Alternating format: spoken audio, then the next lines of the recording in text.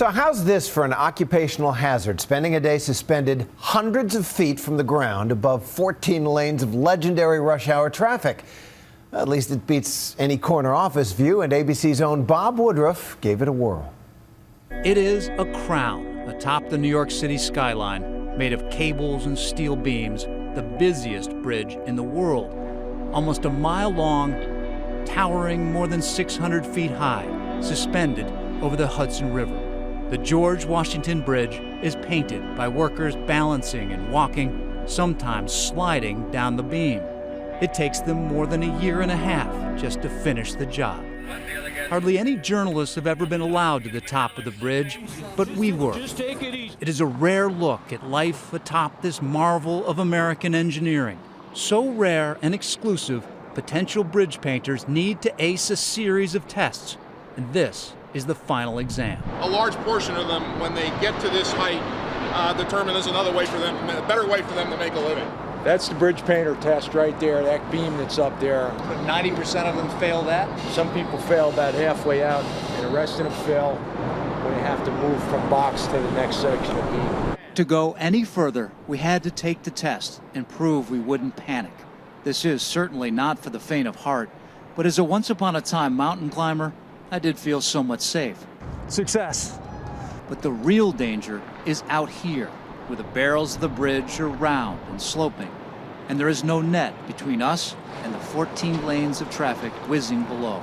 The workers told me none of their colleagues have ever died. There's been 9 times that I've actually been scared, but obviously up here you have to be conscious of where you are. People say, oh, you're crazy, you're fearless, this and that, but as soon as you lose the fear of being up here, that's when you're in trouble.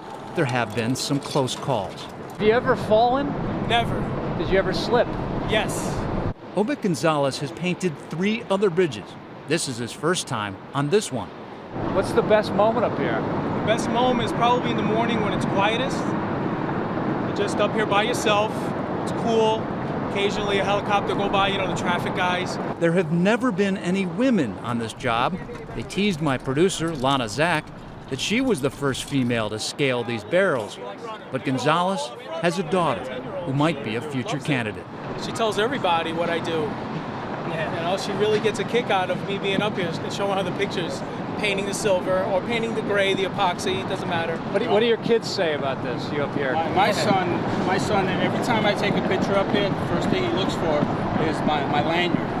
Make sure that I got it on. So he's a smart kid. Yeah. Look at this place. It is just stunningly beautiful. Right down there, you can see the Statue of Liberty from here. You can look almost up to West Point. For all the beauty, there are real safety concerns. Everyone wears 2 harnesses. Everything is securely attached. Anything that falls could cause a traffic accident below. You guys were never trapped out here because of some kind of actually, weather? These guys had a major hurricane blow through, and it was a serious situation out here. When that severe wind barreled through several years ago, the painters were right here on the rig. The twister sort of came close enough that it grabbed the rig, brought it up in the air, and then slammed it down. Despite those dangers, it is a beautiful place up here, a rare view for all of us. I'm Bob Woodruff for Nightline on top of the George Washington Bridge.